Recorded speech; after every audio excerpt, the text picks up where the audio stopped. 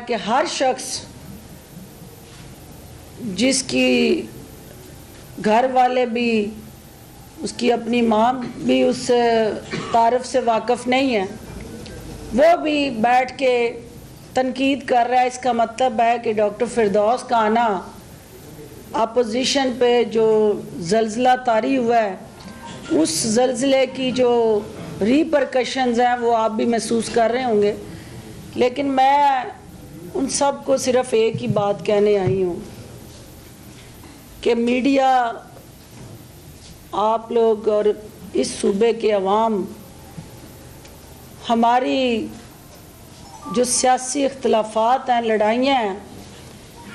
जो नोक झोंक और एक दूसरे के साथ पंजा आजमाई है, इससे उकता चुके हैं। और अवाम ये चाहते हैं कि हम जो एज आ पॉलिटिकल वर्कर, पॉलिटिशियंस, वज़रा, सियासी जमातें, हुकूमतें, हम उनके लिए सोचें और उनके हकूक़ के लिए लड़ें, ना कि अपने ज़ाती मफाद के लिए लड़ें। तो मैं अपनी अपोजिशन को बरनाल ऑफ़र करते हुए उनके ज़ख्मों पे मिर्चें छिड़कने नहीं आई, ज़ख्म जो है, जो उनको मेरे आने से लगे हैं, उस पर मरहम रखने आई हूँ और उनको ये कहने आई हूँ कि हमने मिल के काम करना है। आप इस मुल्क से हैं, इस सूबे से हैं और पाकिस्तान के अवाम की आपसे भी तवक्कुआत हैं, हमारे से भी तवक्कुआत हैं, और हमें मिल के इस वक्त जिन मुश्किलात से ये मुल्क गुज़र रहा है, हमारे अंदरूनी और बैरूनी जो पाकिस्तान के दुश्मन और मुखालफीन हैं, हमने उनके एजेंडे को नाकाम करना है। हमारी पंजा आज़माई चलती रहेगी, लेकिन इस वक्त इंटरनेशनल फ्रंट पे, रीजनल फ्रंट पे जो पाकिस्तान मुखालिफ कुव्वतें हैं, उनके आप आलाकार ना बने। और जाती उम्रा का जो बयानिया है, जो हिंदुस्तान के अंदर जाती उम्रा हो या पाकिस्तान के अंदर जाती उम्रा हो, वो बयानिया जो है इस वक्त पाकिस्तान को कमज़ोर करने के लिए, पाकिस्तान के कौमी सलामती के इदारों को बेतुकीर करने के लिए, इंसाफ और इंसाफ पे अमल दरामद करने वाले जितने भी इंस्टीट्यूशन है नेशनल, उनको कंट्रावर्शियल बनाने के लिए जो कोशिशें हो रही हैं, पाकिस्तान का हर मुहिब्बे वतन, पाकिस्तान के साथ शनाख्त का रिश्ता रखने वाला हर पाकिस्तानी सिपाही जो है, हम 22 करोड़ अवाम जो हैं वो इस मुल्क के सिपाही हैं, वो आप भी हैं, मैं भी हूँ, हम सब हैं। तो हमने मिल के सीसा पिलाई दीवार बन के पाकिस्तान के मुखालफीन का मुकाबला करना है, उनके हाथों इस्तेमाल नहीं होना। और पंजाब चूँकि एक बड़ा भाई है और बड़ा इकाई का, वफाक का एक अहम तरीन सुतून है, और बड़ा भाई होते हुए बाकी इकाइयों को साथ लेके चलना इस वक्त सबसे बड़ी पाकिस्तान की ज़रूरत है। और पंजाब के अंदर मैं वज़ीर आला पंजाब और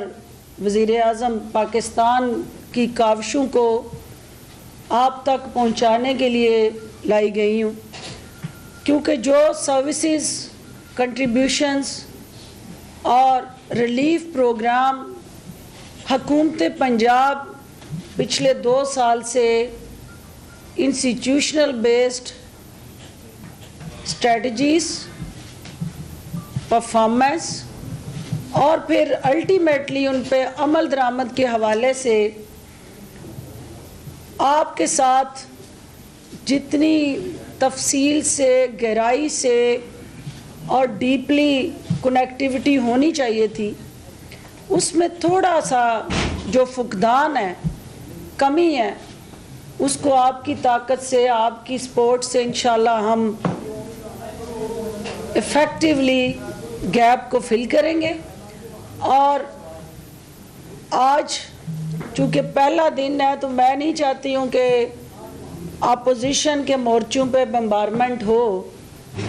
लेकिन क्या किया जाए कि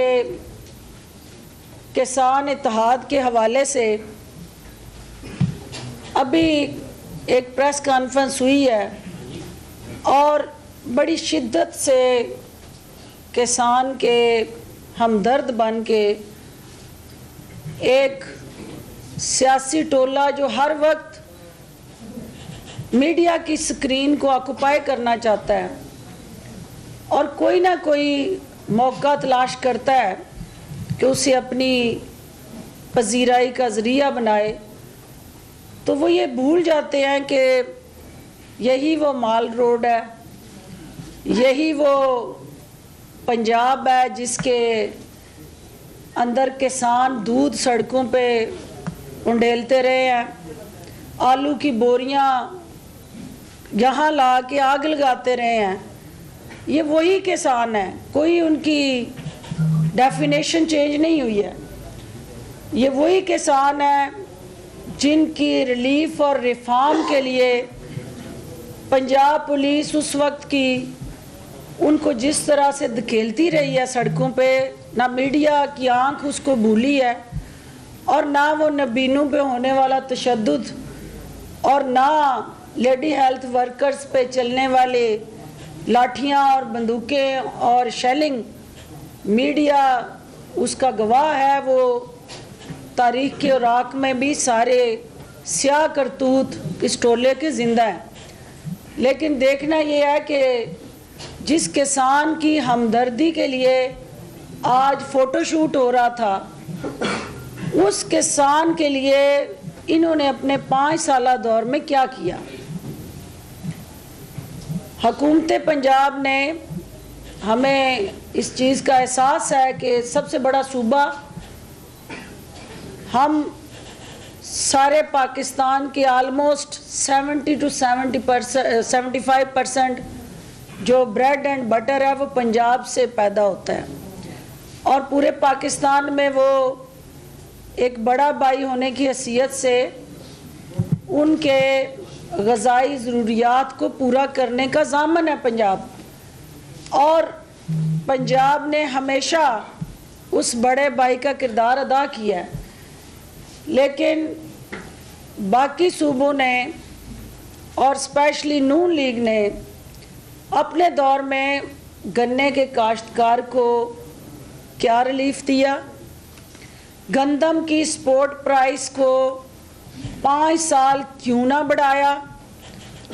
खाद के हवाले से किसी तरह की भी कोई सब्सिडी क्यों ना दी गई, और जो बिजली के टैरिफ के हवाले से आज बात हो रही है और वो फ्लैट रेट्स की डिमांड हो रही है, ये सारी चीज़ें, ये कौम आगाह है कि उस वक्त किसान को किस तरह बेहाल किया गया, बदहाल किया गया और सिर्फ़ चंद मफाद परस्त अनासर को फ़ायदा पहुँचाने के लिए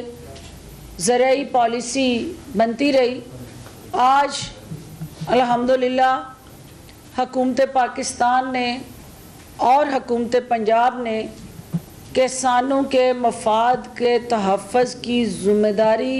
निभानी है और ये ज़िम्मेदारी वज़ीर आज़म और वज़ीर आला पंजाब ने उठाई है। जो गंदम की स्पोर्ट प्राइस है उसमें जो इजाफ़ा हुआ है, खुद जो काश्तकार हैं हम में से वो समझते हैं कि और इस चीज़ का एहसास है हमें, मैं ख़ुद भी एक काश्तकार, मुझे पता है कि ये कीमत अभी और बढ़नी चाहिए, लेकिन आपको जो स्पेस अवेलेबल है इस वक्त उन महदूद वसाइल में रहते हुए ये एक जेस्चर है। जो हमारे मुआशी हालात बेहतर होंगे इंशाल्लाह ये कीमतें भी बेहतर होंगी। और इसके साथ साथ चूँकि मिनिस्ट्री इंफॉर्मेशन में मुझे जो जिम्मेदारी दी गई है, इस मिनिस्ट्री को रीस्ट्रक्चराइज करना, इसकी रिवाइवल करनी, इसको इंस्टीट्यूशनलाइज करना और इस मिनिस्ट्री को रीवैम्प करके दौरे हाज़र के जदीद तकाज़ों के मुताबिक इसको 9 रीजन, जो आपके DGPR के 9 रीजन्स हैं जहाँ पे ऑलरेडी DGPR का स्ट्रक्चर एग्जिस्ट करता है, 36 अजला हैं जहाँ हमारे इंफॉर्मेशन ऑफिसर मौजूद हैं, और पंजाब के अंदर जो स्ट्रक्चर है, हमारी जितनी मिनिस्ट्रीज़ हैं, उन मिनिस्ट्रीज़ का जो कनेक्टिविटी बॉन्ड है और नेटवर्किंग है, उसको हम डिजिटलाइज करने जा रहे हैं। आपकी प्रेस क्लब्स जो सूबे भर में मौजूद हैं, उनको इंशाल्लाह एक सेंट्रलाइज्ड मैकेनिज़्म के तहत हम इंफॉर्मेशन ऑफिसर्स और प्रेस क्लब्स के अंदर बैठे जो हमारे जर्नलिस्ट्स हैं, उनको भी डिजिटल कम्युनिकेशन एकेडमी के ज़रिए एम्पावर करने जा रहे हैं। और